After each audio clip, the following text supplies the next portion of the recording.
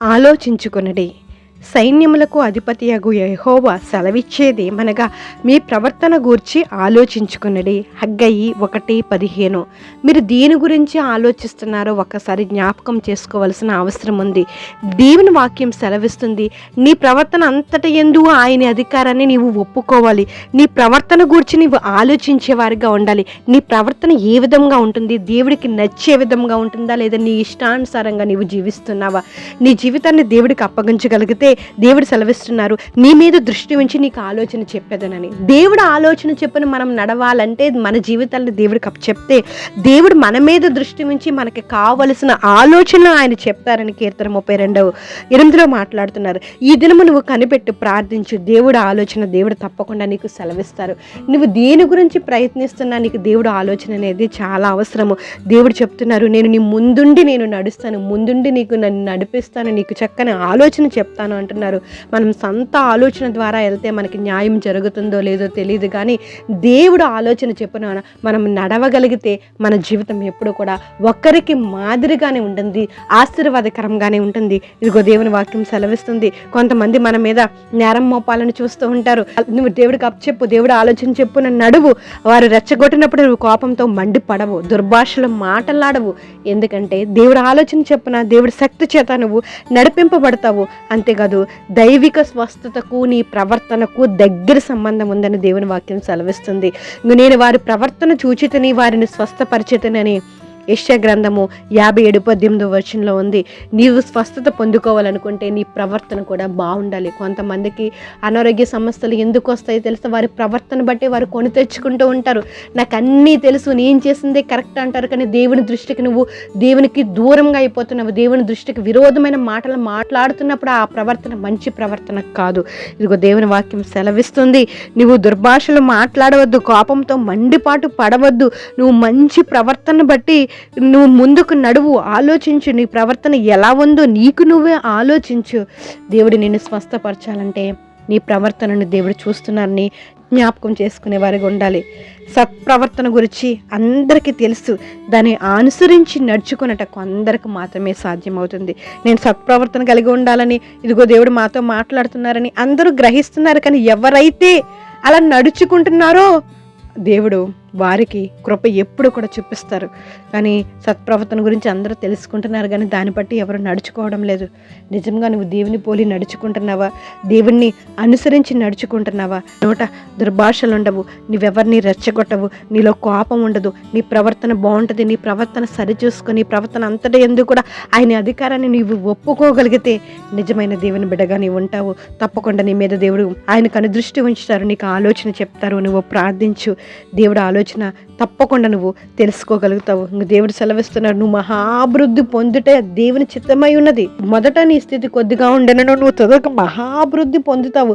దీనికి కారణం నీ ప్రవర్తన అంతటి యందు ఆయన అధికారాన్ని ఒప్పుకుంటే నీ కార్యక్రమాలన్నిటిని గురించి నువ్వు ఆలోచించుకొని ముందుకు ఒకసారి కొనసాగితే దేవుని కృప నీ మీద ఎల్లప్పుడూ ఉంటుంది. దేవుడు అనుగ్రహించి గొప్ప బహుమానాన్ని నువ్వు పొందుకుంటావు. ఈరోజు నువ్వు తీసుకునే తీర్మానాన్ని బట్టి, నీ ప్రవర్తనను బట్టి దేవుడు అనుగ్రహించి గొప్ప బహుమానాన్ని నువ్వు తీసుకురాగలుగుతావు. నిన్ను నీ కుటుంబాన్ని కాపాడుకోగలుగుతావు. దేవుని బిడ్డ సహించు, అంతము వరకు ప్రభువు కొరకు నిలువు, అంతము వరకు సహించేవాడే రక్షించబడును అని దేవుని వాక్యం సెలవిస్తుంది. మన సహనాన్ని కలిగి ఉందాం. ఒక్కసారి మన ప్రవర్తన గురించి ఆలోచిద్దాం.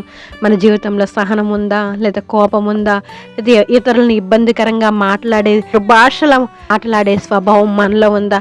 ఒక్కసారి జ్ఞాపకం చేసుకుందాం. నీ ప్రవర్తన గురించి నువ్వు ఆలోచించు.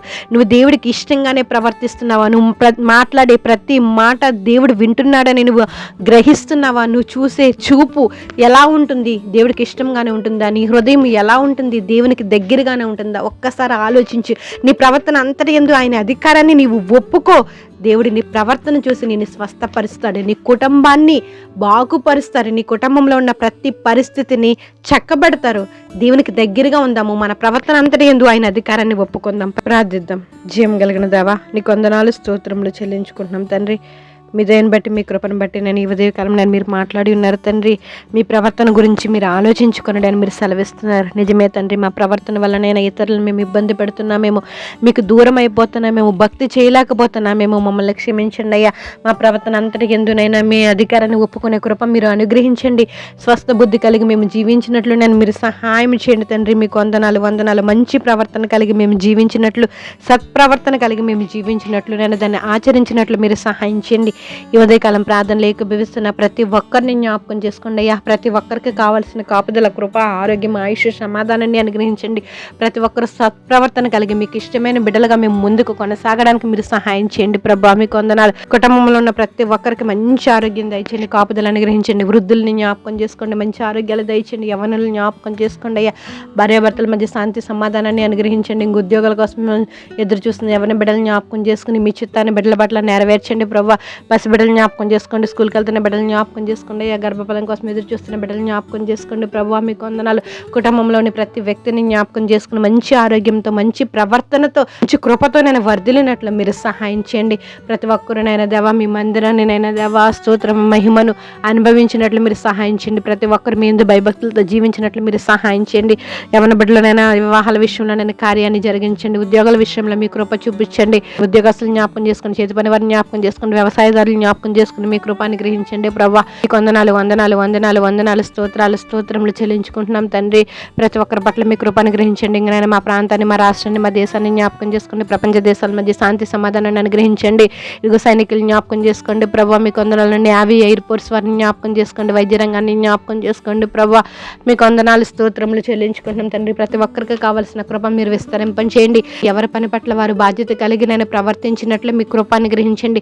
ప్రతి ఒక్కరినైనా మీ యందు భయభక్తులతో జీవించినట్లు మీరు సహాయం చేయండి దేవా. మీకు వందనాలు వందనాలు. ఈ ఉదయకాలం ప్రార్థనలు ఏకీభవిస్తున్న ప్రతి ఒక్కరిని జ్ఞాపకం చేసుకుని వారికి కావాల్సిన ప్రతి అవసరతను యేసు నామములో తీర్చండి. ఈ ఉదయకాలం ఎవరైతే దేని కొరకైతే మీ ఎదుటికి వస్తున్నారో, మొరపెడుతున్నారో వారి మొరను అంగీకరించండి, ఆలకించండి అయ్యా. ఇదిగోనైనా నిజంగా మొరపెట్టి వారికి మీరు సమీపంగా ఉన్నారు కదా ప్రభా.